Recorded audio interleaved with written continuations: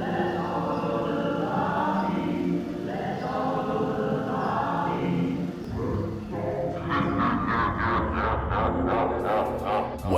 to Bloody Good Horror, covering the best and worst of the horror genre since Halloween 2007. Listener discretion is advised.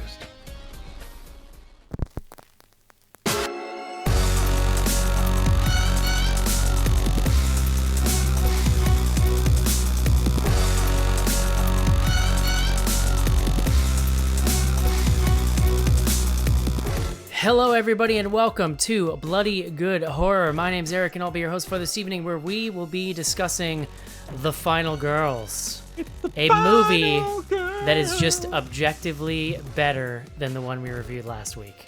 I'm just gonna say it. Oh. Hashtag Wild West Breakfast Simulator. I'm the editor-in-chief over at bloodygoodhorror.com. Joining me tonight, Thanksgiving is almost here and all of my children have come home. First up, he has Betty Davis eyes, and his name is John Schnars. He also has a pedophile's mustache. I was trying to flash those eyes. I don't know. It doesn't make any noise though when you do that, so that's what I realized. Next up, he is an Indiana Podcast Award winner. His name is Casey. Hi. We can talk about that in a little bit, but first, this next guy, the world's foremost expert on corn scatting. His name is Joe. Yeah, there's nobody else out there who knows it better than I do. Not even Jonathan. You made it to the top. Not even Number Jonathan one. Korn. Jonathan Corn Davis. Yeah, he doesn't know better at all. Last up on tonight's show, he is the web beaver at bloodygoodhorror.com. He beeves. He makes websites. His name's Mark. What up, fam? He makes websites but can't figure out his mute button on his microphone. Oh, Boom. that's fired. Program the shit out of that one. As mentioned earlier, we're here tonight to discuss The Final Girls. We are in the final stages of kind of tying up loose ends before our year-end stuff here, trying to make sure we see the things that our listeners think could be considered top horror films of the year. John, you want to walk us through year-end stuff a little bit, just kind of give people an idea of what to expect, how we kind of put things together? Yeah, sure. I mean, the seasons are changing. The leaves have started to fall from the trees, and we're gonna wrap up 2015 here in about 3 weeks, something like that. 2015 maybe 4 weeks. was a weird year, John. Just gonna say. Well, listen, we're gonna talk about it at length on the podcast, so don't spoil anything. I'm mostly just talking about my now. life. Oh, well, I mean, it's you're a Newell. I would expect nothing less. And so basically we've got the ballots out to, I think it's up to 16 folks now. Writers. So too many. Writers and such. I don't even know half their names. The web concern. No, that's clear. Not really Jimmy joking. in there. But so those ballots are coming back in over the next couple weeks.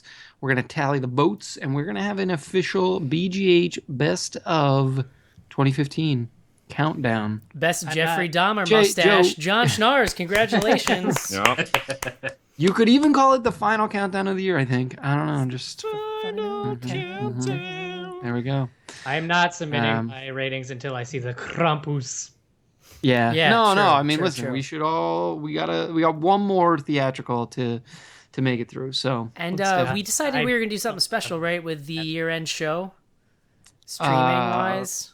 Oh yeah. Well, so the year-end show we are going to be streaming live to everyone, Which we do every peeps. week, but normally it's certain patrons get it, but for the year-ender, all you bitches are going to get it. It's just going out to the world. We're gonna fucking blast it. We're putting it on blast. I hope like random people just show up in the middle and are mortified. And so we'll try to give people a embarrassed. heads up. Typically we record like Monday, Tuesday, or Wednesday about 8 p.m. Eastern Standard Time, United States of America. And so you can check out our Twitter, Bless America. Our Twitter at BG Horror, our Facebook, and that link will go live as soon as we're up and running. So keep an eye out. It's gonna be real. We usually get pretty drunk on those year-end episodes too. I mean, I have to stay sober because there's math involved. And I'm drunk on life, Mark. Yeah. John, didn't you do, or was it a spooktacular or a year-end show where you were drinking vodka at work? Wasn't that the no. 40 show? Yeah. Or was that Human Centipede too? No, it was the 300th episode, I believe. Vodka schnars. Mm-hmm. Sure, I was just like, ooh, I stole some Grey Goose from the Google refrigerator. I'm so badass. Perfect serving temperature. I got a little sloppy. So I assume Google only keeps top shelf vodka in their work fridges. I mean, I think it was just like a guy's, not the official, company. Like take it off of an underlit platform. Yeah. Well, it was hanging around the office. It was meant to be drunk. So year ender, that's something you got to look forward to. I don't know if you mentioned it. What do we have left here show wise for the next month? Of course, you have to wait till I just closed out of that tab. So we're going next week, Last Shift, which is available on Netflix right now for all. Krampus, 12/4. Hellions, week of 12/11. These are the Fridays, and then the week of 12/18, year-end extravaganza. Mm-hmm. I'm voting Krampus, the movie most likely to make normies like really angry because they're confused by of 2015. I don't think so. Okay, try talking to a normal person who's seen that trailer and can make any fucking sense of it. Dude, it can't. I had this conversation again this weekend with a good friend of mine's wife. She's like, I don't understand. Krampus can't be any scarier than Turkey Hollow. I think Joe's the only other person who watched it. So it was interesting. I actually recently found out that Gremlins is streamable on either Amazon or Netflix. Huh. What about Gremlins 2 then? Day. I did not check on Gremlins 2. Gremlins 1. Boobies, bitch. I really just want to watch that Key and Peele sketch for like an hour and a half. It's in the movie. It makes me like, if I'm having a bad day, I go watch it, and I'm like, oh, that's the best. It's the fucking best. You have the mind of a child. Casey. Yes. Tell me about this award you won. Tell our listeners. Regale us with tales of your glory. I won a Smith Award from the Independent Convention here in Indiana. It's given out to local Indiana podcasters. I won it for best in releasing content. So I don't know if that means the content was any good. I just released a lot of it. It was there. What's that? It was there. It was out there. And lots of it. So it was cool. One of our listeners, though, Corey from the Showdown podcast, won a big award for his entry as well, because he's also a Hoosier podcaster. So, and he actually won a big golden microphone. It was pretty cool. That is pretty cool. Love it. Sure. Yes. Well, congratulations on your award, sir. I won this plaque with a picture of Kevin Smith on it. Ooh, all right. Sure. Okay, cool. I still can't get Kevin Smith to answer my tweets either, even though I won an award named after him. But, divas and all. Sure. Well, congratulations, my friend. Mark, Thank there was you. something you wanted to talk about off top, right? And then we will move right along here. Oh, well, I was joking before the show that I'm doing this thing that you do, Eric, where you discover something and pretend like it hasn't existed all along. Oh, yeah, I'm playing Fallout New Vegas right now. Have you heard of it? Yeah. I started Tomb Raider a couple weeks ago. I just got back into my Steam account for the first time in 4 years. Wow. Apparently, when you log in from a totally different operating system 4 years later, they just say fuck it and lock you out because they assume stolen goods. So now that I have my Steam account reactivated, I downloaded this game called Party Hard.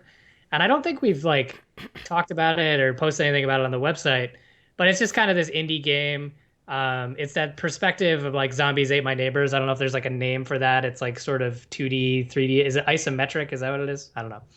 But the whole purpose of the game is that you are a person who was awoken at 3 a.m. by a loud party, and you have to kill everyone in the party. Oh. And so it's like a stealth game. Man. And you that literally is has reached into my psyche and taken my deepest, darkest fantasies. Dude, I'm not gonna lie. I started playing this game and I was like, I think Eric made this game. I think this is Eric playing out his fantasies. Homicidal rage, man. I feel it. And it's got that awesome GTA logic where you kill a bunch of people and the cops come and you just change your clothes and it's totally fine. It's kind of Is it like Hotline Miami sort of? Is it that kind of like? it's exactly like so Hotline Miami. top down kind of. Yeah, those sort of like pixely graphics and stuff. It's Cool. really fun. I imagine What's this called? I want to play this. Party Hard. Party Hard. That's me. Yeah, What the typing hell it is out. Steam?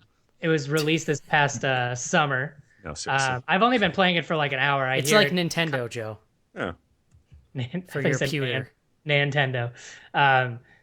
Yeah, so it's been pretty fun. I'm Mark BGH on Steam. If you want to add me, I can't guarantee I'll be around to play games with you, but if you're trying to boost your friends list, I will definitely accept. I'm Eric You're just a BGH. Steam whore. I is have what you're 2 saying? Steam friends, and one of them's Casey, Yes. and the other one's a I'm BGH cinema listener. fromage. Yeah. So wait, do you play these on your computer? No, we play them on the I'm steamer. sorry. I'm just trying to tell if you're like trolling me. Or No, not. I'm 100% not. Steam I have no is idea what basically Steam is. it's like Valve, who does like Half-Life and that kind of stuff. Mm-hmm. They made their own client, so it's basically they said, hey, it'd be cool if you had like an Xbox Live type of thing, Yes. but it was on your Oh. computer, like a one client that brings all the games and all the people together and gives you infrastructure. So you open the program and then you launch your games out of that, but it also does all the like annoying shit that you used to have to do with PC games. It does all that in the background now, so it just makes it really easy. Interesting. So it is like And there on may your- be a big sale this weekend. They have amazing sales, yeah, where it's like, hey, get this game for 2 cents, and then you buy those games and you never play them. Yes. I finally just bought Shadows of Mordor because it got cheap enough to where it was like $14 this weekend. I'm just excited that I get to play BioShock Infinite because my Xbox red ringed like 10 minutes into it when it first came out. It's a great So game. Now I get to relive all my fantasies. It's hard as shit. Casey, do you by chance have the Steam controller, or have you played with a Steam controller? I have not yet, but I'm quite interested in it. Looks So- a little- Listeners, looks a little if you've used a Steam controller, send me a note on Twitter at MarkBGH and tell me how it is. Yes, it's supposed to be. It looks. Watching all the videos, it looks pretty awesome, but it's going to be hard to beat the classic 360 controller. It's gonna be hard to Can beat you- the NES controller. Can you not use any third-party controllers? Do you have to use theirs? You No, can. I but use a 360 controller. So they just made a Steam controller that has like 2 almost analog touchpads that have like keyboard functionality on them. It's really tricky. touchpads. Yeah, they're hitting Because their new thing is they have this OS that basically runs on your TV. So if you're theoretically on your couch and you don't want to be a nerd and have your keyboard and stuff on your couch, you can now like you do this to navigate because menus and stuff would still be like PC kind of oriented. Tune If in I- to Bloody I- Good Horror. It's like Giant Bomb, but we know less. I would push my glasses up, but they're already as far up as they can go. So, anyway, Steam. Yeah, very cool. get Party with it. hard. It's a cool Let me new know. program out there, Yeah. kids. I can't wait to next episode hear Eric talk about how much Party Hard is like fulfilling a weird fantasy that he's always had. I'm already like, it sounds good. Do you want to just stop the show? Do you want to just go Yeah, for it? maybe already I'm touching thinking himself. about it. Joe, beer. Mm-hmm. The people out there drink it. You drink it. You know more about beer than maybe anyone in the world. You Probably. might- Yeah. I think it's not Top confirmed, 5. but let's just confirm it. What's your pick tonight? What are we drinking while we review Final Girls? Sure. So, Final Girls, John will explain this, I'm sure, but there's a lot of going on there. But the heart of it is sort of a take on your Friday the 13th camp slasher movie. And in honor of that, I picked actually a whole sort of series of beers from the good folks at Sierra Nevada. And they put out a collaboration every summer. They're doing it again this year called their Beer Camp. Which is it's a really cool idea that they had. So pretty much they pick like a long list of breweries from each different region of the U.S. and they pick like 6 different regions, and each sort of list of breweries, like I think there's like actually 6 per region, come together and kind of put together a recipe for a beer. So this year they're doing one like in North Cal, the Southwest, Midwest. Each one of them make this recipe, and then Sierra Nevada actually makes those beers and then puts out a 12-pack of 2 each of each one of these beers. So last time around they had some really great like IPAs and stuff like that like Sierra Nevada is known for. And this time the list of breweries is actually like Sun King in Indianapolis. I know you're a big fan of theirs, Casey.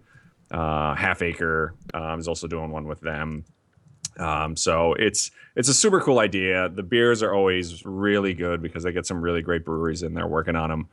And if you find the 12-pack of their previous release, like I would definitely pick it up and give it a go. And then look for it. I think this summer is when they'll be putting out the next release of this stuff. So SierraNevada.com is their website for their beers. And you've probably seen like their pale ale and stuff. So they always put out really good stuff. So I wholeheartedly recommend it. Nice. And definitely look out for this one. Thank you for that, Joe. Yeah. I mean, it's almost winter here. We're getting into real like blackout season. I know. I'm pretty excited. We're Thanksgiving. We're actually going out to eat, but I told my wife that I am still absolutely day drinking, and then she'll probably have to drive to wherever we're going because you're not. She is a saint. You're not taking that away from me. I don't know that we. I don't know that we like put fine enough of a point on how lucky you are on a weekly basis. Just amazing. You won the lottery, Joe. That anybody would put up with this nonsense, but I mean. She hates sort of how we always have like a ton of leftovers when it's really just the three of us. But I love cooking at home, so we traded off this year. So we'll go out to eat, but I will be annihilated by the time we get in the car. I think it's a fair trade. Sure. Trade. What are you Sounds gonna like the definition of fair to me. All right, guys. We're here tonight to review either The Final Girls or Final Girls, depending on if you believe IMDb or the poster.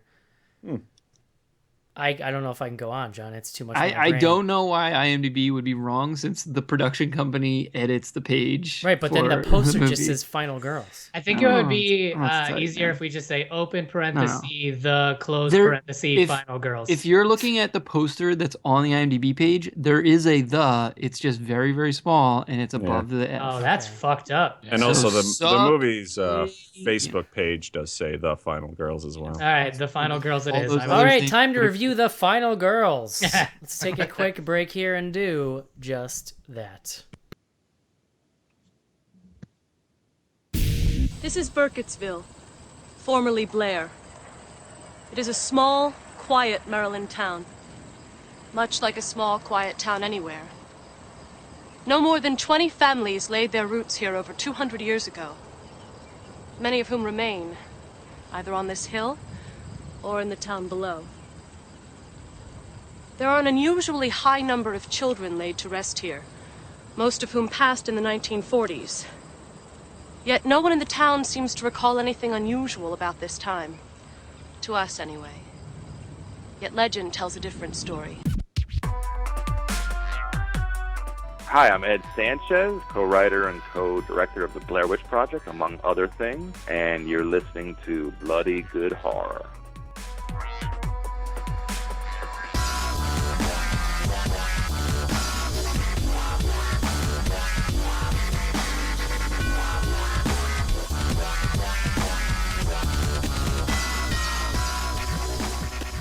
This is it, Jennifer. Your big breaking TV. From the prime time, bitch. Main feature. And we're back. All right. Time to review The Final Girls. This movie made me happy, John. Just want to put that out there. The other Do thing that say. makes me happy is when you look up words about the movie and give them to us. So let's do the word of the day.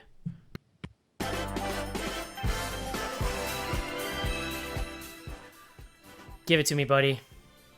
Today's word is trope. That's Trope. Trope is a figurative or metaphorical use of a word or expression. Also, a significant or recurrent theme, a motif. And that comes to us from the Greek, tropos, which Ooh. means turn or way. Los tropos. Ofungu? We got There you go. mofongo. So trope, I think it's probably a word we use a lot, but it's pretty important for this here little movie because they're leaning in. They're leaning in. I like, yeah, good. We're getting some good visual here. They lean into a lot of the horror tropes pretty hard. It's like Trope the movie. Yeah, it's horror trope the movie or maybe slasher tropes. What do you think the over-under is, John, that you've used this word before? It's pretty. I think probably has 40%. Yeah. Yeah. 40% chance. Thanks, Joe. No, but appreciate the shout out. Just curious. Yeah. So yeah, the final girls. Cool. Hello. Eric, John- I think I know how you feel about it. Teach us Should about we this. Teach us about this movie. I don't know if you looked up. I was a little curious about the director, but not really curious enough to actually go do research. So why don't you tell me about this movie a little bit? Tell me what it's about, and then we'll just slide right into the review. Show The Final Girls. It's directed by his most notable other credit, and his name is Todd Strauss Schulson. His most notable other credit is A Very Harold and Kumar 3D Christmas. Is he like a cousin of yours? Schlossen? That sounds... What is that, Spanish? He kind Hilarious. of looks like him if you look on his IMDb page. Schnapp's character? He was born in Forest Hills, New York, so you know we're bros. Never He heard and of I it. could be bros. I mean, it's basically in Queens. It's in Manhattan, or in New York City. I've seen The King of Queens. You've never heard of it. Yeah. So he's done a bunch of stuff. It looks like he has a movie called, or a short called Zombies and Cheerleaders, or sorry, no, TV series called Zombies and Cheerleaders. Something called Dragon Slayers, Blimp Prom. What? A lot of yeah. This guy's That been is around just doing two some- words put together. I'm- That means I'm- fucking absolutely nothing. I'm literally reading this off of his That is IMDb nonsense. director filmography. Yeah, so he directed. It's like- Direct it's like- Train Bar Mitzvah. That's what I want. Yeah, check out my movie Rat Fork. It's really good. It's kind of deep. So here's an interesting one though for you. This was written by a gentleman named Joshua John Miller, and actually another writer, but I'll come back to that. Joshua John Miller was in Near Dark. He was in River's Edge, 21 Jump Street, the TV series. It looks like he was like a child actor. Does that mean he's ugly now? Oh. Yeah, Just kidding. He's pretty normal. Every child actor, I'm just saying. He was the kid in Near Dark. Oh, this kid. Yeah. Mhm. I remember him from River's Edge for sure. Yeah. Yeah. So I'm just kidding, by the way. I'm yeah, sure he and looks lovely. he wrote this. He has not really written anything else. This is kind of the first thing that it's credited that's at least got produced that has been produced. So I don't know. I mean, pretty kind of an interesting set of I don't know, makers. Let's say there's another guy, M.A. Fortin, who hasn't really done much else, but he did partner with the child actor on some of his other credits. In any event, we kind of talked about the fact that it's a movie that leans really heavily into a lot of slasher tropes. The basic outline is that you've got Max, played by Thaisa Farmiga, sister of Vera Farmiga. Sister, quote unquote. Yeah, sister. Well, 21 years her That is junior. apparently 40 years apart. 21 years her junior. She's the youngest of 7, and I think Vera is the oldest. So it is kind of crazy. It's crazy. It's craziness. So you've got Max, and then Amanda is her mother, played by Malin Ackerman. And the movie opens with those two driving. Or Malin Ackerman, either way. Malin. Malin? I've never heard of Malin, but maybe I'm wrong. I mean, Happens I've every always once in a heard of while. Malin, too. yeah, no, I mean, you're so infrequently wrong that we'll just Yeah. assume. Feels like you're mailing this in, John. Oh, heyo. Oh, Jesus. Rat-a-tat-rat. So yeah, you got Amanda and Max, and Amanda, the mom, is a former star of a sort of 80s camp slasher movie, and now I'm not even gonna remember what the name of the movie is. Do you guys? Camp Bloodbath. Yes. That's the movie she was in. So there's this movie within the movie called Camp Bloodbath, and the mom in this relationship was the star of it. They're driving in a car. They're kind of talking about how they're going through a rough time. They don't have a lot of money. She really hasn't had a job in a while. And She's the daughter's a former scream queen trying to still be an actress, but nobody's taking her seriously. yeah, it's not really working out. And so the daughter's kind of like, don't worry about it. Or no, actually, the daughter's the one who's really worried, and the mom's like, don't worry about it. In any event, the mom dies. And Bam! Car this is not a accident. spoiler. Yeah, it's like the first 5 And minutes. that's about as much warning as you get before it happens. Yeah. And so then we flash forward 3 years, and we kind of see Max, and she's kind of moved on with her life, and she has a couple friends. One of whom is Gertie, Aaliyah Shawkat, which is just the craziest last name I've ever seen, but better known as maybe Funke from Arrested Development. Yeah. So you've got Gertie, Max, Gertie's. Is it her brother, Thomas Middleditch? Yeah. Stepbrother. Thomas Middleditch is that guy's name? That's his name. Yeah. That's a fucking weird name. From, I want to know the origin of that Silicon name. Valley, right? Yeah, Silicon Valley. Silicon Valley. What did I say? Yeah, whatever. Booby Valley. I love this show already. So, yeah, and then there's like a couple other folks, but essentially she's kind of hanging out with her friends. And Thomas Middleditch convinces her to go to a screening of Camp Bloodbath, kind of participate in it as like the daughter of one of the stars, and it's like the 20th anniversary or something like that. And they go. He's an Uber nerd, just so you know. Well, he's one of us, He's probably a blogger or a podcaster. Sure. He is like we'll talk about this more later, but he is not the way that we see ourselves, but probably the way that the outside world sees us. Let's Eric, say that. He had your facial hair in the movie. Yeah, no, I'm just saying. No horror fan thinks like literally they're making jokes about how fucking weird he is and creepy and. I didn't think he was that weird. We can come back to it. You also look like Jeffrey Dahmer right now with that mustache. So people have accused Eric of being a long lost middle ditch. So, so he convinces her to go to this screening. Gertie comes along. A couple of the other friends, Vicky and Chris, kind of come along, and there's some like friend relationship stuff going on there. But there's a fire that gets started during the movie. They go to escape, and the only way they can get out is to sort of cut through the movie screen. And as they do this, they're sort of magically transported into the movie. And so this all happens within a space of like 15, maybe 10 minutes.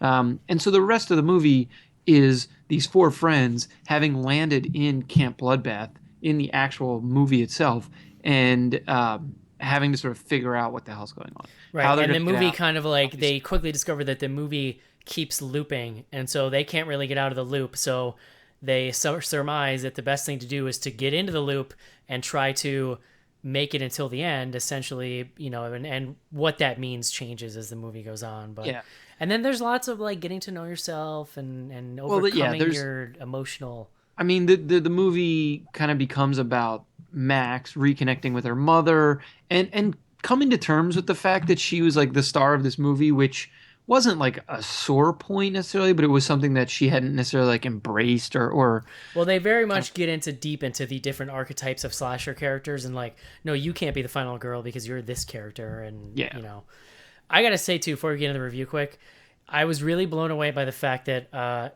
Malin Ackerman, that she could convincingly play in the beginning of the movie like a 40-year-old mother and then like an 18-year-old counselor, and I pretty much bought her as both things without really any suspension of disbelief. Yeah, so she's 37. It's that's what I pegged. Yeah, late 30s. Well, no, it's a special woman. No, but that's like, but literally, that's a pretty big swing in the movie to go from like mother of an 18-year-old to Yeah, absolutely, totally.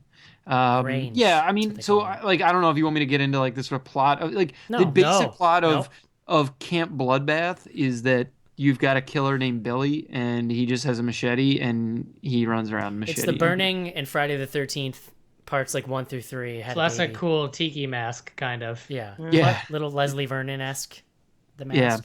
Yeah. Also, we should mention Adam Devine is somewhat prominently involved. Playing Adam Devine. So is that the name of the guy from Workaholics? Yeah. Yes. Okay. Yeah. Is it sad now that in my head I'm just like, oh, it's the guy from Pitch Perfect? A little bit. No, that's you. Confirmed sad. Movie's great. And then the other sort of like somewhat prominent character is Tina, played by Angela Trimber. And she's the slutty character. I prefer the term overly friendly, John. Overly friendly. I thought they called her the slutty character in the movie. Maybe. I don't remember. It's possible. Casey, what'd you think of this movie? I loved it. Tell me more. I think this movie was a blast. From review last week too. I heard it. There's a lot of hype going into this one. I wasn't sure. A lot of times, horror comedies like these can go way overboard and really camp it up, or it's hard to find a balance. This had a great balance to it because I thought the story in this even was very layered, so it had a lot of stuff going on. It even got to some emotional notes and whatnot towards the end. Had some grown-up conversations. They did some fun stuff with the genre. The cinematography tricks that this guy used were amazing, I thought. So overall, yes, this was a pretty great flick. It's going to rank pretty high on my list, I think, by the end of the year. Joe. Yeah, I'm probably in the same camp as Casey here. I really enjoyed it. I mean, there's definitely, I think John made some really good points over the emails.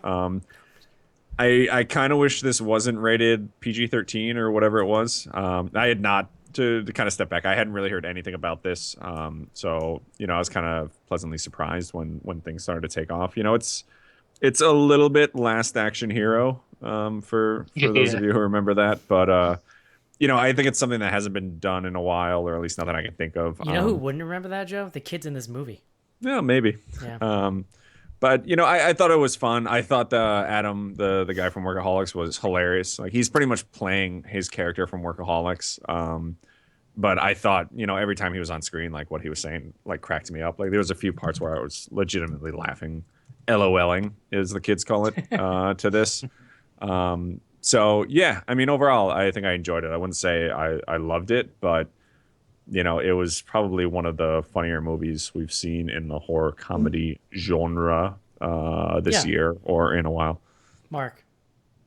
Yeah, so I'm pretty much exactly in line with how Joe feels. I really enjoyed this movie, but I kind of agree with the same criticisms. Like, it does seem really weird to me that a pretty much direct-to-video like slasher homage movie would be PG-13, and I know we kind of like belabor that point to like a degree of parody almost. Like, we pretty much automatically hate any movie that's PG-13, but like this movie specifically to me seems like it would have had a little more room to breathe if it was like an R-rated movie. Yeah, I wonder, were they trying to get this in the theaters, or I read nothing about it. It didn't really faze me that much. I totally get it, like, because there's definitely parts where you're expecting maybe a gory shot or some boobs or something, and that kind of just gets cut around. But I mean, it didn't seem very integral to me to like the overall arc of it. I don't know. I mean, I agree. To me, I think as I get older, I care less about that. I think it probably could have been more fun if they right. could have. Well, it would have been more fun for us, right? Like, for the horror community, which I feel like my feeling is like, if this isn't for the horror community, like, I don't really know who it's for, because like, we can talk about that. Yeah, no. So sorry, I'm getting off track. No, I want to talk about some of that too. But can I finish? Sure. Can I finish? Yeah, I mean, it's not even to me an issue like specifically about gore or nudity or something. It's just like, it's just, I don't know. It felt like pulled back a little bit. But I would liken this to something like Hell Baby, where I'm never going to say like, man, Hell Baby was a fantastic horror movie. I'm going to say it was like a pretty fun comedy movie that was like, that had a little bit of horror inside. No, this is similar. Hell Baby was a hard R. Like, that was hard. No. But we've talked a lot this year though about like the balance of horror and comedy. And I'm just saying, right. like, overall quality wise, this occupies a space that's like, this is a really funny comedy that has horror themes in it. Yeah, like, I think Hell Baby goes way harder on the comedy. Like, just think back on the po' boy scene. Like, that's all I'll say. This movie, there's a lot more going on in this movie though, as far as like direction and special effects and stuff, for sure. Tons. But I like the comparison. It's a similar like amount of comedy, even though Hell Baby obviously is like cranked up. I will defer to whoever's next in line, because you guys are Schnars. like itching to get it in. Okay. I went back and forth on like really liking this movie and then kind of just being like, and now I think I've landed in like a happier kind of like pretty strong appreciation. I like it. It's one of the weirdest movies we've seen in a long time, for a lot of the reasons we're talking about, right? But like, I also, one of the major problems I think I had with it, and like this, there's no like sort of beating around this, like, it's a shitload of plot, like a lot of plot, and it's like kind of confusing what's going on, and that's like a weird thing to do in a comedy that's like leaning into a lot of genre stuff. For you to have to like ask a question of like, hold on, like, is that person dead? Like, can they come back to life? Like, it doesn't play by like super strict rules, which is fine in a comedy, but it does make it harder to follow when you don't know like, like there's one scene in the movie, I talked about this a little bit over email, but like there's a joke that they like are trying to run away, but they keep like looping back on themselves and running back into the frame.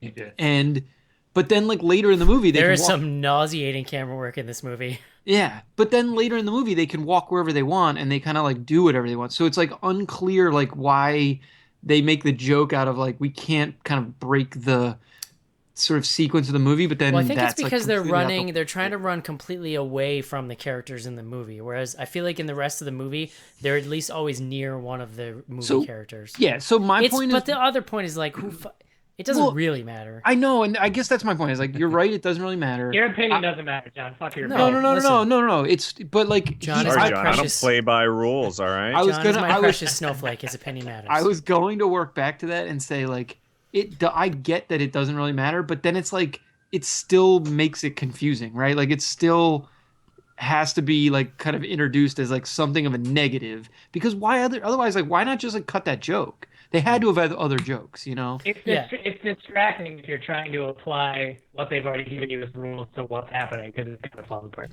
More importantly, do you remember when Wyclef Jean and The Rock put out that song, It Doesn't Matter? I do remember that. That was weird. Yeah.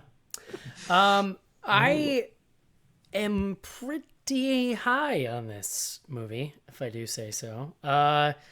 Really had no idea what to expect, and I've been talking a lot lately on the show about being a little sick of like 80s horror nostalgia in horror movies. So the first 5-10 minutes of this, I'm like, okay, I'm kind of waiting to figure out what it's about. Then the fire happens and they march up to the screen and she like lifts the machete to cut into it. Now, knowing nothing about this movie, in my head I was like, boy, I really hope they go into the movie because I don't like this first movie we're in here. And sure enough, there they are, landed in the movie.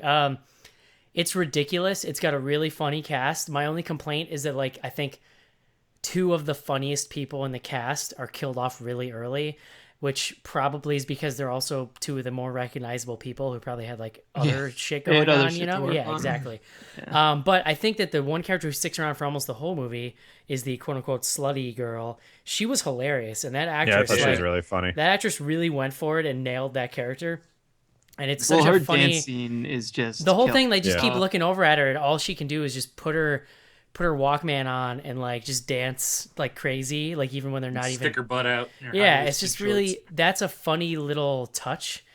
So I really enjoyed it. I think that the lack of gore didn't necessarily bother me. I did think it was pretty funny. Like I laughed a good amount, and I really enjoyed like the emotional stuff that they're trying to add to it. So the 80s nostalgia is there, but it's really more of a jump off for this just weird movie that they want to tell. It is very core to the experience. And I think John's point about who is this movie for is really fascinating. Like, it's got to be for horror fans, but look at who's in the movie, right? The character who's obsessed with horror movies even makes a comment about how he was born after this movie came out that he's obsessed with. Mm-hmm. So then in my head, I'm thinking like, so 80s nostalgia now has kind of like, it came back around and now that's been enveloped into pop culture itself. And so now you could be like really young, have been born totally past the era of these movies. And I guess like, are there people who still get into it because the nostalgia hooked them?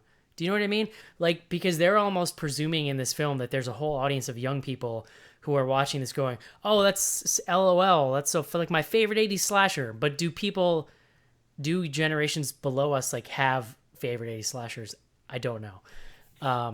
No, but isn't that what they're saying? Is like it's only the nerds that have the favorite 80s slasher. Everyone else just like, oh, I know that's a thing. We're only talking about nerds on the show. Oh, well, it's also like the Troll 2 thing, right? Like, no, Troll 2 wasn't a thing until it became a thing over the past couple of years. It was a thing in my life. HBO. Yeah. But I think like even like from when I was a kid, like when I first saw The Exorcist, like I didn't see it when it first came out. but I definitely have sort of nostalgia of it, of like when I Sure. first saw it, say on like HBO or something like that. Like, I'm sure it's, it's the same sort of scenario. Like these kids are watching these movies now and they remember watching it like when they were a kid. Like Mark, I'm sure watched a lot of movies that like I watched when they first came out and now kind of loves them because he saw them when he was a kid, but like it's not like he saw them, with crowds or when they were first It's just coming fascinating to me because Like the Flintstones movie. at this point, the 80s nostalgia has gone on for so long. I'm just fascinated with like where we go from here. And I guess what I would like to see happen is it to just go away for a while. Because, I mean, I really like this movie. And I think that you would have hated Turbo Kid. I think that, I don't know, but do you know what I'm saying? Like, we've been doing these movies for 7 years. I don't know. It is funny to me that like the 80s have stuck around for so long when something like the 70s were ridiculous, but like you don't see as much like disco stuff still It's the going internet. on. Like the 80s. Yeah. Like, It's the internet. It's all because cyclical, though. what the internet did was the internet gave everybody a place to hop on and start talking about the weird shit that happened in their childhood. And the first generation of kids who had that grew up in the 80s, were like small in the 80s. You know what I mean? I don't know. I found that aspect of it interesting. So it's my fault. I just wonder, like, Yes. who are you making this for in 2015? Yeah. Who are you making the 80s nostalgia for?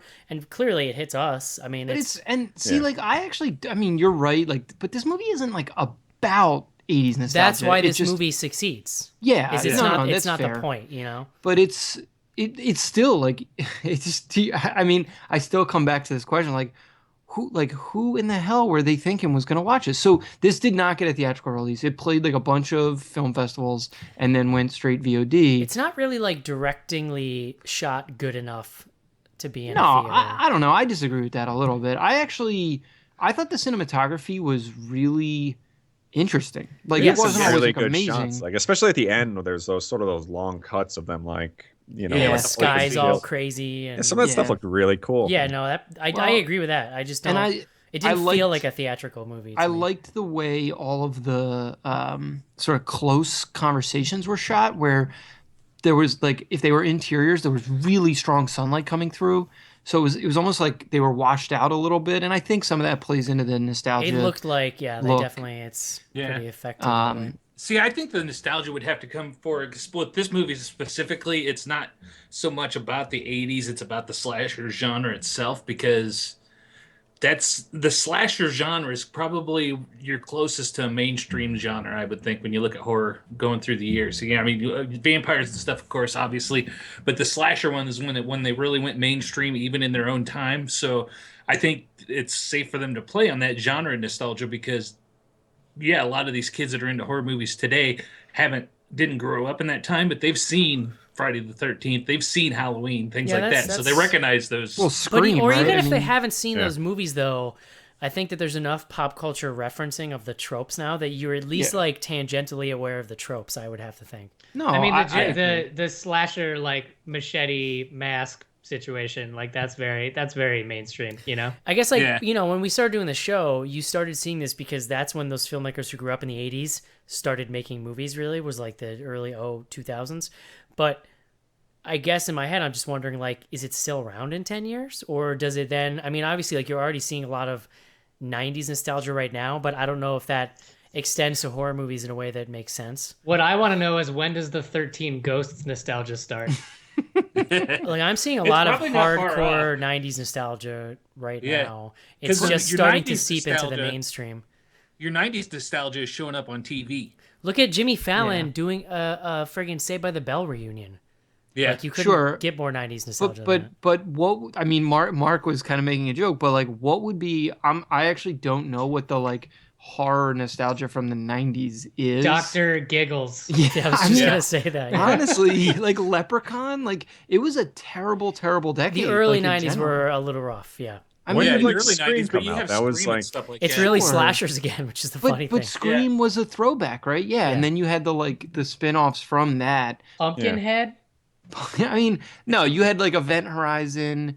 You had some of the Carpenter Pumpkinhead stuff 2: that wasn't terrible. Blood Wings, maybe. I think Yeah, In but the Mouth of biggest thing Madness that was 90s. had to be the slasher rebirth with Scream and that stuff like that, and that's what we're seeing a lot of because you're seeing the Scream TV show, you're seeing Scream Queens, Psychos in the TV show. I guess like my point Blair is Witch, 90s. I think was 90s, wasn't it?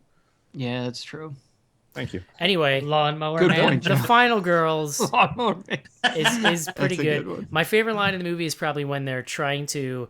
I love the scene where they sit the movie characters down and they're trying to explain to them that they're not real, but that they have to like the killer's coming and they have to fight him off or whatever. And the black dude who probably has like the best dressed in the entire movie. Like his whole get up is like hilarious. He's like, and he's got braces. It's like this whole Yeah, thing. Blake, and he goes, I think is his they name. just cut to him and he goes, wait, is New Wave real? and they're like, yes, but you're not real. And then he's like, well, okay. Yeah, I mean, there's a lot of The timing I of that was just the best. That there's a lot of, I just think the funniest. I think that we all kind of touched on this, but the character who just like can't stop herself from stripping, and so they put fucking oven mitts on her and like tape her up, and she's like trying to find a way to take her clothes off. life She vest. does. And, It's then, like, and this then they keep season is forgetting. so- She's like, wait, why do I have oven mitts on again? Well, she also takes a ton of Adderall. Like a shit ton of Adderall. Yeah. But it's like it's so funny because I don't think I've seen that joke done before, and it was just so simple and so stupid, and I loved it. Like I thought this movie was at its best when it was doing stuff like that. Yeah, Can but we- it's. Go ahead, Sorry. Casey. I was going to say that's part of the layers that I talk about, though, in this movie is exactly what Mark's bringing up there because, they're bringing up the point that this girl, she's a character in this movie, and they're working off the fact that she's on this movie, and her whole script is written to her being horny and naked and summoning the killer. And they know, these guys that have come from the future know that they have to keep her from doing that. Right, and keep but she's herself safe. she's compelled to because she's driven by this like unseen narrative force. Right. Yeah, it's funny. Can we, changing gears very quickly? Can we talk about the feels for a little bit? Yeah, sure, and sure, John. and whether or not. Well, you've so had them? that's another trope in itself. Can we talk about your Betty Davis eyes first? That's another trope in itself. Is the final girl who is basically an orphan or lost a parent. You know what I mean? And so, but then they turned it into like more of a real life story. Yeah. I mean, it was more just like I was surprised how much of the movie ends up being like explicitly just conversations between mother and daughter and like daughter talking about mother. Like it's a big chunk of like there's a lot more sort of like emotional content here than you would see it's in very- any. It's interesting It's in tender. a slasher movie. Well, in a slasher movie that is sort of reserved for like a boyfriend girlfriend relationship or like there's a romantic angle. So it was really interesting to go with the like I don't know. I just feel like family angles always have a little more weight. And so it was like It was super weighty. I'm not trying to like. I don't want to Yeah. say it was light. It was It was deep. Definitely a weight. But I'm But they saying presented it that without is a being overbearing. specifically interesting choice for like a fucking super goofy movie like this to like have a pretty heartfelt family angle to it. It's just another way this movie goes off in a direction that you just don't see that much. Yeah. That's part of the layers too, again, because we're watching this whole movie with her because like a good chunk of this movie that John's talking about is this girl, the Farmiga girl, being able to come to terms with her mom's death because she lost her so quick, and now she's actually able to work through it after she's dealt with it for a year. So that was interesting facet of it all too. I mean, it as weighty as it is, it leads to another great scene where like in the original movie, Malin Ackerman's character and Adam Devine's character have sex and they both end up dying. So just a great scene of like the daughter trying to basically keep Adam Devine from having sex with her mom, and he's like, fine, I'll just have sex with both of you. And he's like, he's like, it's already out. It's sorry, it's already out. He is such a goofy looking dude. Yeah, he is hilarious in this. I got a little bit shades of like Gray. The Wizard of Oz. Is there 50 of them? Because there's kind of like it's subtle, but it's this idea of like kind of going off to this other world to like come to grips with the things you're going through in the real world. Like even the moment where they all kind of wake up at the end, I thought was a little like there's no place like home-ish. And it kind of reminded me of Spoiler alert, by the way. It's a reach, but they're not really that kind similar, of but it similar. reminded me of this movie Yellow Brick Road that came out a couple years ago. If Did only we watch in the that like for the thing, or did we just no, talk? I saw it. I've talked about it a I couple definitely times. saw it. Only in the weird kind of surreal dream logic. Not many other ways, I guess. Is it similar? But I just wanted to talk about that movie because it's fucking awesome. I mean, do you think someday Glad you threw that in there. this will replace The Wizard of Oz on like Thanksgiving Day? Probably, yeah. I mean, in the TBS will hearts just of, show it over and over in the again. hearts of children everywhere. I think that's a Yeah. safe bet. Joe, that's a joke, but that's an interesting point because like this movie is in kind of a, because it's PG-13, is in a unique position to just go straight to TV. Like you could put this on Spike. This Good. could totally be on TV. So that's kind of interesting. I guess I never thought It'll about be that. on Spike, airing right after that scary movie ripoff starring Tiffany Amber Thiessen that came out like right around the same time. I Still Know What You Did Last Halloween at summer camp or whatever. Oh, Shriek, yeah. that's what it's called. Shriek if you know what I Shriek did if you last know what I summer or did. whatever. Yeah. Deep cut. that's Speaking on of Netflix 90s now. horror, am I right, you guys? Love Yeah. Decent. Dr. fucking Giggles. Lovely. This image of John as, who's that? Napoleon Dynamite's brother? Is that who that is? Yeah. Oh, Yeah. oh. Kip. Man. Wow, it's pretty good. Going in the That's video. like, He's That's handsome, actually- What man. are you doing, John? seriously, if pretty if you fix up that haircut and Photoshop the glasses Can you out, get some of those glasses at like at the dollar store, John? Your mom goes He's a handsome man. There you go. See, that's a nostalgic thing from the early. I love it. Last week, Schnars was like, I'm on the show. Do you need the picture of me up the entire time? And I was like, the fact that you even asked that shows how much you don't know me. Oh, Lord. Here we are. Anything All right. else you guys want to discuss about? So can we Yeah, like spoil the ending? Because I want to talk. About Joe's the done, Mark. Sorry. Oh, for Wow. Christ's sakes, Mark. Game over. We got a dancing with the Yeah, stars. go ahead, Mark. lighting Spoil too. the ending. So this was honestly, I can't tell how I feel about this. Eric already kind of mentioned it, but basically there's like, this whole kind of climactic scene where, there's a pretty typical slasher ending. And then the entire group wakes up in the hospital. And immediately I'm like, if they're either going, this is a dream, or they're in the sequel. And Oh, I didn't as it call turns that. out, they're in the sequel. That's what the movie is. And I don't know. I kind of felt like it was a cop out. Like I think of something like Cabin in the Woods that had like the most ridiculous fucking premise in the world, but just had like a very clear end game. And this to me, like it almost just it felt like a punchline, but I just, to John's point earlier, I didn't really understand the rules enough to be like that's an acceptable ending. Because like John, I think though, just proved like why it doesn't matter, because it has literally nothing to do with the slasher movie part. This entire movie is about the mother-daughter relationship, which gets totally wrapped up the scene before. And so all this is just kind of silly ending, like yay, and then yeah, that's my opinion. Like I feel like that's why the logic It's of the like a rules it's don't like a matter. Looney Tunes ending. But Yeah, sure. I'm with Mark on this. Just I'm siding with Mark in that it is a kind of a cop out in my opinion. Like, it just throw us something that shows that like you care about telling us a story that has like a coherent sort of end. To I don't know. I'm not I trying to don't be call a it dick, cop but out. I genuinely don't get why you guys get so hung up on that in this movie in particular, just because it's so fucking dumb, I mean, like in a I'm great not- way. But like, all right, like to Who go back to cares? Hell Baby, which I Expressing think we can all agree Hell Baby is a more dumb movie. Like it has a fucking Which one's 10 more minutes of dumb? po' boy eating. and that movie has a very like well wrapped up ending. Like you just give the movie audience I a couldn't fucking for $1 ending. million tell you what happened at the end of Hell Baby, John. There's No. a Remember difference that between, like the this crazy old ending- lady, they like make friends with her again and then she gets hit by a car or something and they have to take her away in the ambulance. That's sort of sounding familiar. I'm with Like, Eric but my on this point is, one. when you look back on this movie, I don't think that's going to be of significance whatsoever. Don't you tell me Yeah, how I'm I with look Eric back on at this one movie. because the meat of this movie got wrapped up with the girl and her mom in the scene before, like he said, and then they've got how do we end this?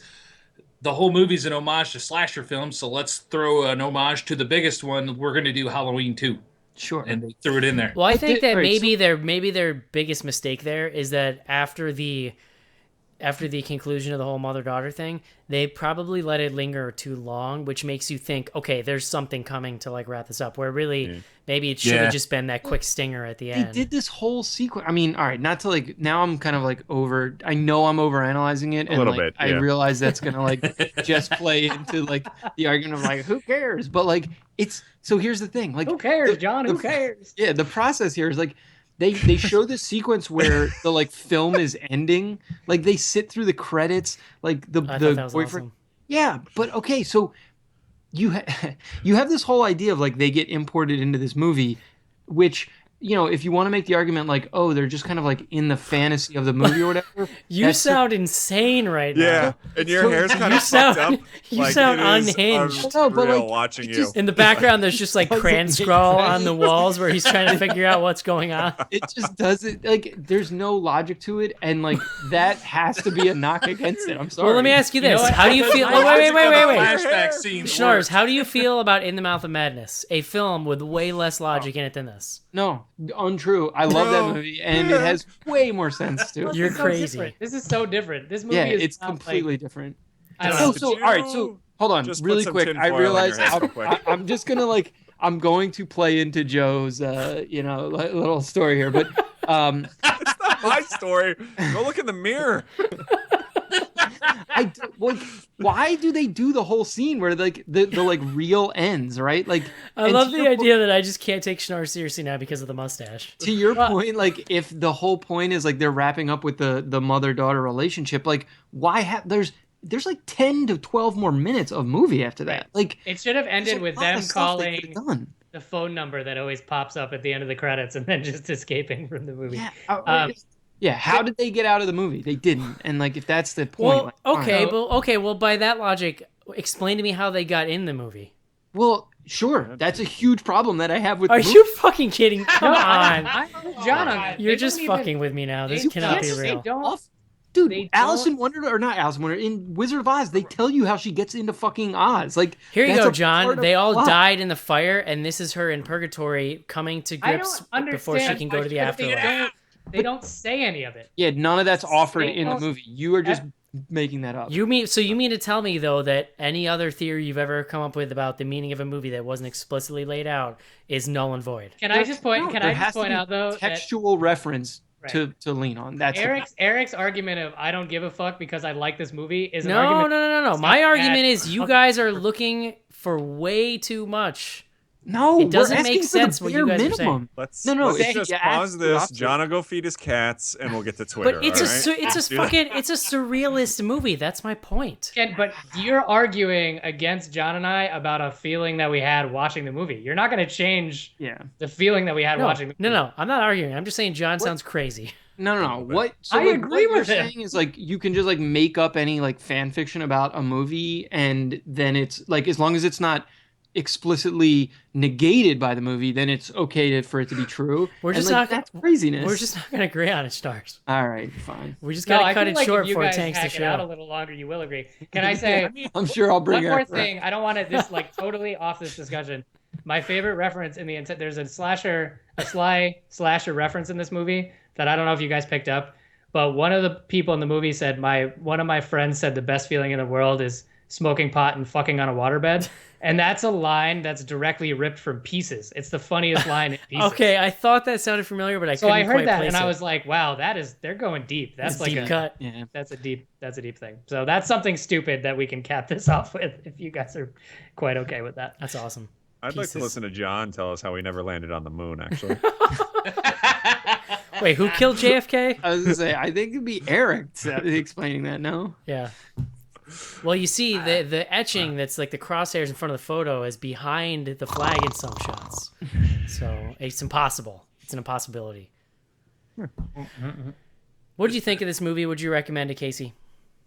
I liked it and the ending. Joe, no, I'd recommend it. Yeah. John, Recommend. Mark. Yeah, totally. That was never in question. Mark, I ask this at the end of every show. Don't get defensive.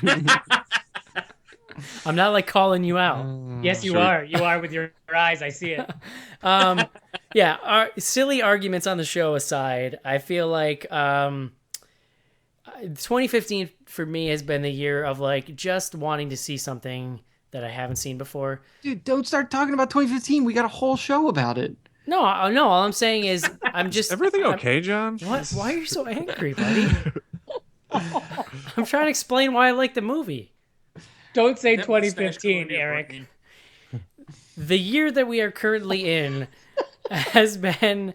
I just wanted to see something original. I bitched about it all year long, and this movie has come along and showed me something that I thought I hadn't seen before and was interesting and done pretty well.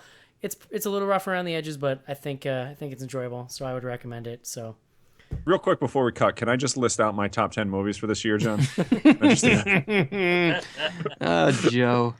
All right, guys. You. Time to You're always simmer my favorite. down. So let's take a quick break and do some fan mail. Okay.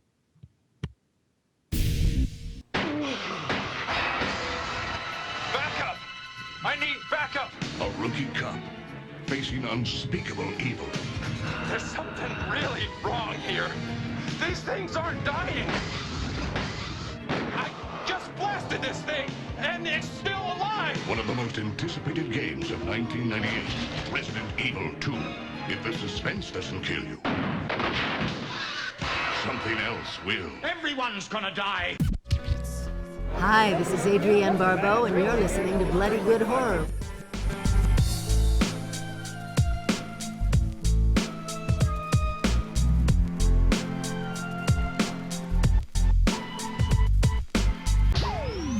Send your emails to info@bloodygoodhorror.com or hit us up on Twitter at BGHorror with the hashtag AskBGH.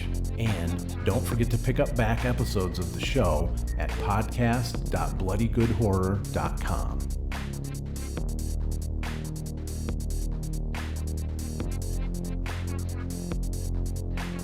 And we are back.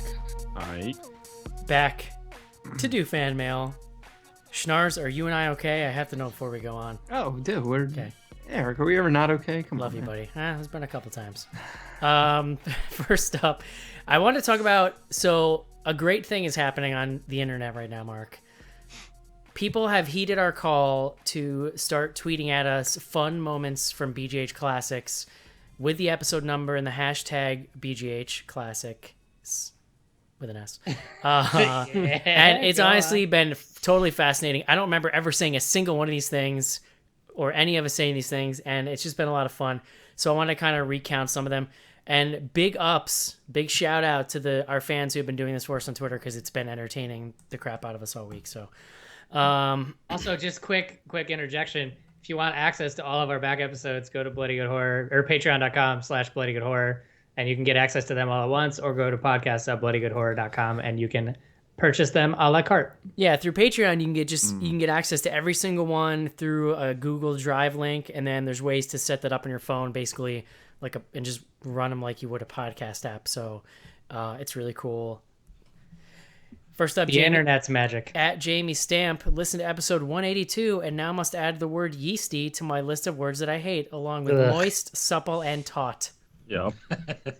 You're welcome. That Baseball Joe says, I'm being quote, I'm being punked into watching child porn. Schnars on Paranormal Activity 4. Hashtag BGH Classics. I really don't even remember So what that was in Paranormal reference to. Activity 4 is the one where the main girl character is like probably 14, and then her and her boyfriend are like doing weird Okay. stuff on their And they kept leering on her with the camera. webcams. Yeah. Yeah. Mm-hmm. That one I do remember. Okay. At Jer Bear Gutkin, All right. after Right, trekking right, through the classics, I finally found the origin of Hooray for Sisters. Episode 222, House at the End of the Street. Hashtag hates. Yeah, hates. It's a good one. Yeah. Hooray for Sisters. I gotta go. Actually, when I read that, I want to go back and listen to it because I have fond memories of Hooray for Sisters. Mexican Tony, who's at Loli_Ant, says, quote, Lawrence Fishburne's Rape Cave. Casey, episode 126. That's from Predators, when they're off in the woods and suddenly they just come upon, like, in a world where it's like there's no food. So, somehow Lawrence Fishburne is still fat and living inside this spaceship. We were real mean to Lawrence Fishburne in that man. episode. That's pretty good, though, Casey. Nice work on that one. Izzy Adams says, quote, you know who else is malignant, Schnars? Amanda Bynes, unquote. Episode 247. Topical. That was something I said. No idea what prompted that, but probably... You were on a rant about Amanda Bynes. No, Clearly. you know what that sounds to me? That sounds to me like I was trying to make a segue. And you said the word malignant, and that's Like how I maybe segued. malignant was word of the day. I think it might have been the word of the day. That's yeah. my guess, but whatever. It was probably when she was having the whole meltdown. Oh. I can't think of Now we're any just other reason piecing why it- we'd bring up Right. robots. Although that movie where she plays soccer, it's pretty good. I'm just kidding. Robale, episode 55. Mark BGH predicts the rise of horror video on demand. Hashtag Newelstradamus. Hashtag BGH Classics.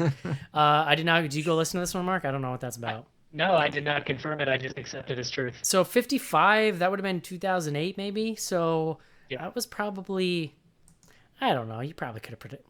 It's quite prescient of me. Don't fucking diminish my accomplishments.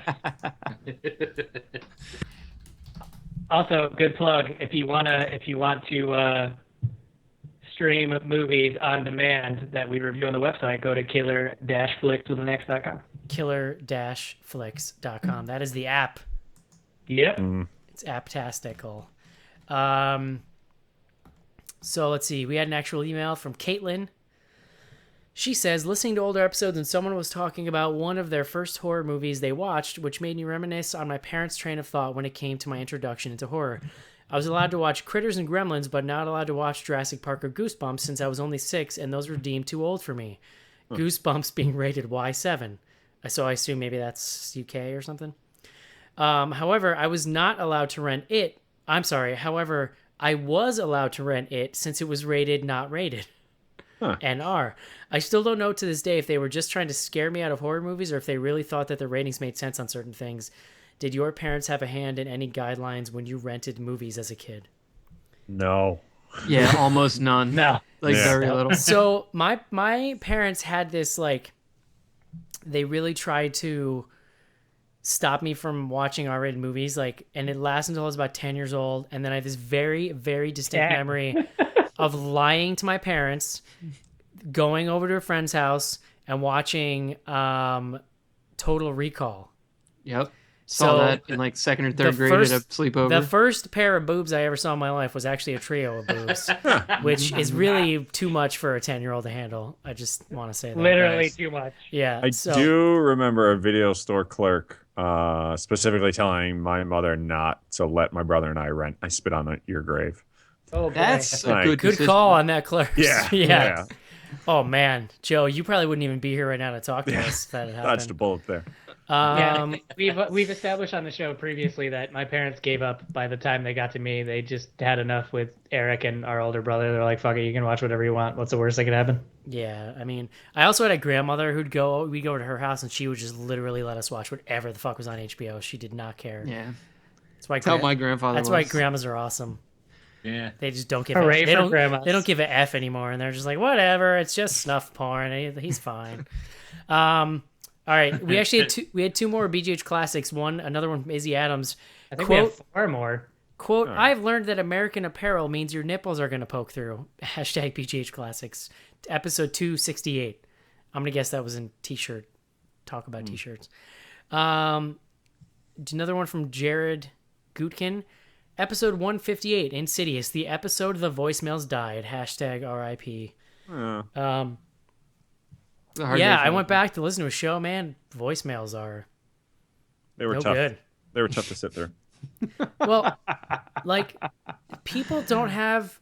I'm sorry, but people just don't have the attention span to sit through a 5-minute fucking voicemail. No, and it's when I hard to was be a listener, I would concise. definitely like fast forward through those. And then that puts the onus on When me I was to on the either, show, I'd fast forward through it. that puts the onus on me to either like include them all, cut some out entirely, or sit through them and edit your thoughts into coherent 30 seconds, which is nearly impossible a lot of times. So I love you guys, but man, getting rid of voicemail is probably the best decision we ever made. We had some good times. There were good times. Ain't nobody got T-Dog. time for that, is what I'm trying Never to say. forget T-Dog. T-Dog, the head, I think had some. There were some highlights. Yeah, There were some I did like- highlights. I did like The that. Het's voicemails were always the best. Yeah. I do miss him calling in and yelling at us like literally every week. So there you go. There's 2 more sly ones. Eric, do you want me to read them?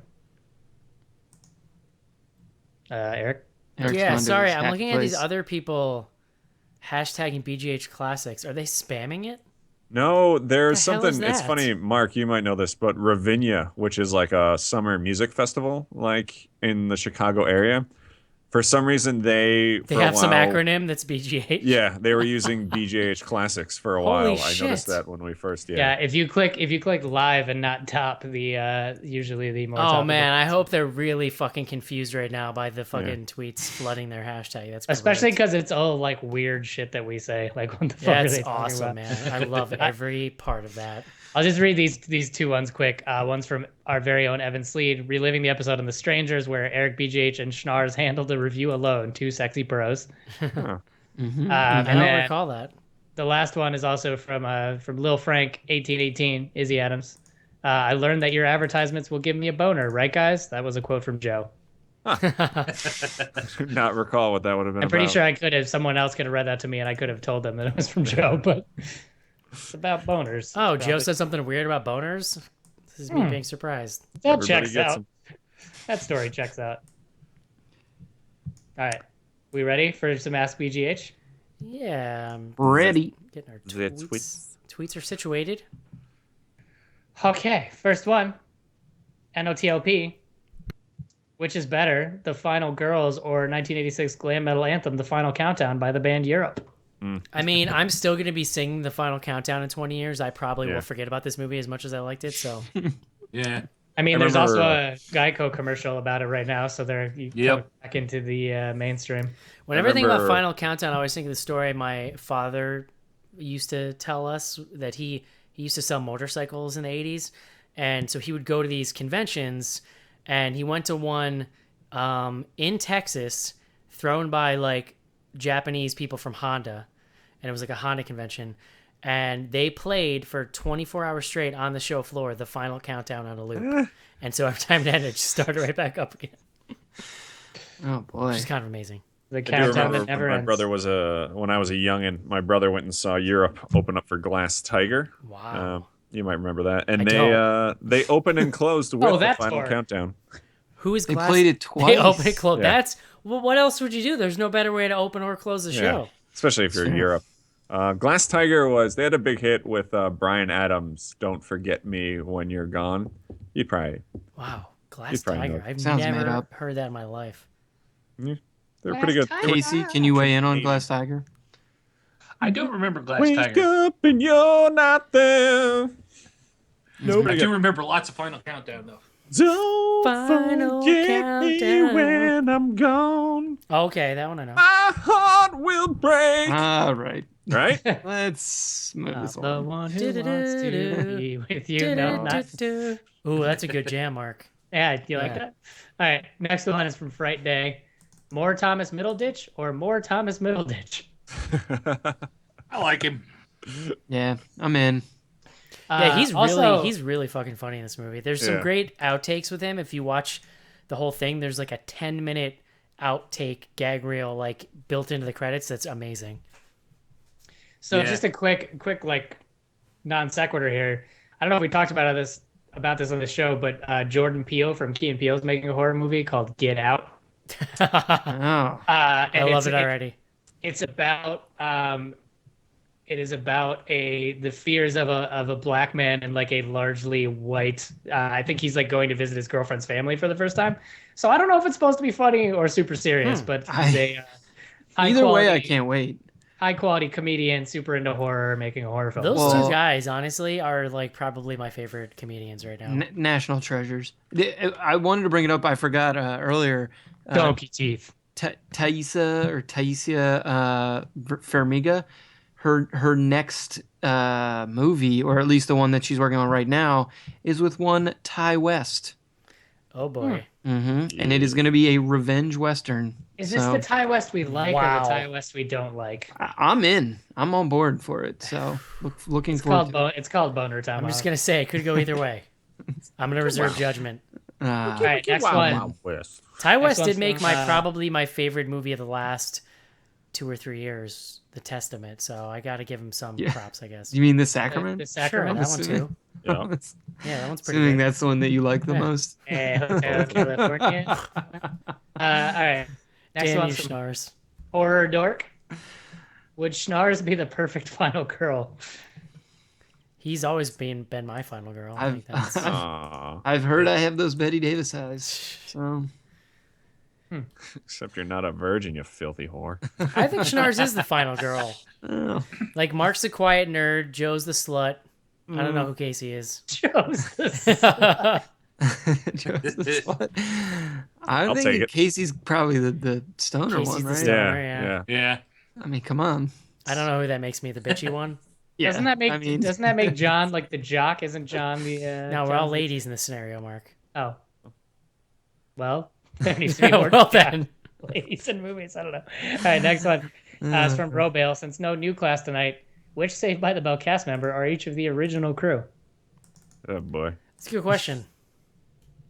I guess that would make John AC Slater. Who's Screech?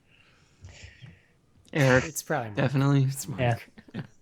I was thinking Fair. I'd be more Mr. Belding. Oh, all right. I will. yeah, Yeah, that's I not can bad. dig it. I'll allow it. I'd fancy myself a Lisa Turtle. Sure, Joe. Sure. Done. You got it. I mean, Schnars, so that would make Schnars Kelly Kapowski. And Mark is Zach. Yeah, fuck yeah, I'll No, take it. Mark is not as cool as Zach. No, Sorry. I don't think any of us are Zach. Yeah, Let's none be of us. honest. This doesn't really work. Sorry. It's falling Is there apart. someone who's like Zach and Jace? Is there like a replacement Zach? Yeah, they basically had one on BGH the new class. He had blonde hair and everything. There you go. I'm that guy. Next one, Freddie, NOTOP. Does Schnars ever get tired of people in the street confusing him with Bent Mejding? I don't know how you pronounce that. Yeah. Who played Svend in the 1961 Reptilicus? I don't know what That any might be those too much fucking of a words- deep cut. Yeah, he's going real deep on us. That's okay. It doesn't happen very frequently. I can tell him that much. All right, next one, B. Lassiter. Will you be playing another round of What's in Evan Sleet's Closet? Because that would be awesome. I don't know. Yeah, I that think- was pretty funny. I think Evan's Sorry, the Evan. only one that can answer that question. Yeah. Next one, also B. Lassiter. Will the Schnars character be watching the Macy's parade from his penthouse or his private helicopter? The Schnars character will be as far away from the Macy's parade as a human being can get. Oh my God! Please no. forever refer to yourself as the Schnars character in the third person. Would you be near it? Like if you were in your apartment, would you like see it go by? No, but you know, Pretty much everything in New York to me happens right around your apartment. Yeah. I don't live anywhere near it. It's but, not that big of a place, right? It's on an island. Yeah, it's you're right. Casey's No, but got it. a couple guys I work with we work on some of the Macy's business, and they're going to be at the Macy's store, hopefully with a view of the parade, like while the parade is going on. Awesome. So yeah, should be dope. Seinfeld. It's a good episode. Mm-hmm. Anti-dentite. Is that the same episode? No, but Tim Watley's in that one. Yeah. Yeah, the balloons. Such a good show. Have you heard of it? Yeah, It's pretty good. I'm familiar.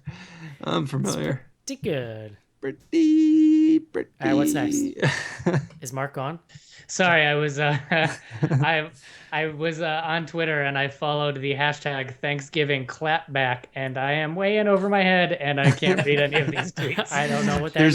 There's one more. There's an Alan Murch tweet.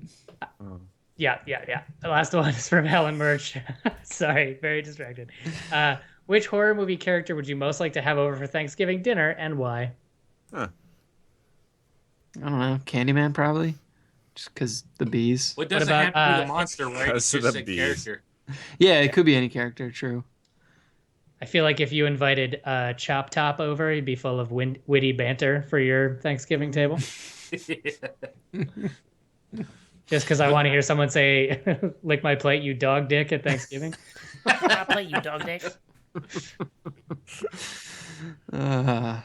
Good call. Good old Texas Chainsaw Massacre 2. That's some good Thanksgiving watching. It's right pronounced massacre, Eric. Yeah. Get it I right. cannot wait to bring that out with. My favorite my anecdote about in-laws. that movie is that Toby Hooper, basically the whole idea was that he always was really pissed off that nobody thought the original was funny because he intended it to be funny, and Yeah. so that was his solution to it, was just to make 2, so people finally got it. And 2 also, while being wacky, turns out to be incredibly disturbing in its own right. Oh yeah, for sure. Mhm. I haven't seen that in a while.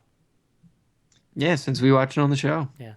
Oh, last minute ask No, BGH. that's not an Ask Oh, BGH. I should not click on this in the stream then? No, definitely Okay. not. I just want you guys to understand what a Thanksgiving clapback is. I can't click on it. You guys will have to tell me. All right, you can look at it later. Can someone describe it to me in a PG-13 manner? Sure, it's like it is someone like insults a person, and then that person insults them back, and it's coupled with a GIF. But it is very like racially tinged. What does that have to do with Thanksgiving?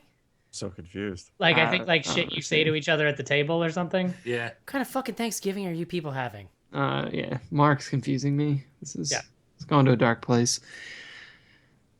It's all right. Don't worry about it. I want to click on it. I mean, this one's actually not that bad. You can click on it. It's not that bad. Yeah, I was gonna say this is no worse than anything else. Yeah. You The GIF's not race here. Well, the GIF is sexy, but it's not racy. Yeah. Ooh. Oh, that's a pretty sweet Prince GIF right there. Yeah. Yep. I'm into it. So there you go. All right. Cool. info@bloodygoodhorror.com. Hashtag ask BGH. Don't forget hashtag BGH Classics, Mark. Yeah, don't forget it. Make sure to give us an episode number so that we can recount it. I am not lying when I say it is my favorite thing right now is reading these BGH Classic tweets about stuff. And now that I know we've hijacked somebody else's hashtag, it's fucking even better. So Well, because we often say dumb shit that becomes a long running joke, and it's awesome to like go back and find where the genesis of our running jokes. yeah, for sure. Year-end stuff coming up. What do we got next week, movie-wise? Last Thanksgiving. shift. Oh, Thanksgiving. No, Last Shift. Available now on Netflix. Yes. Awesome. Yeah, visit bloodygoodhorror.com. Check out all the end of the year stuff coming up here. And if you are a Patreon or not a Patreon patron, get ready for the live streaming of the year-end show, which any of you can partake in. Its glorious wonderfulness. It's going to be a slobber Stay knocker. tuned to our social media for info on that, and we'll give you a lead out of a couple days before we're going to record in case you want to tune in. And I mean, we could always throw it up on YouTube right away too, in case people want to see it. I think I'd be okay with that, but we can talk about it. Schnars. Sure. Okay. It's like a spooktacular, only lazier. Sure. Yeah. All right, guys. I guess that's it. That's our review of The Final Girls. Hope you enjoyed the show, and we'll talk to you next week. Adios. See yous. Goodbye, everyone. Bye-bye.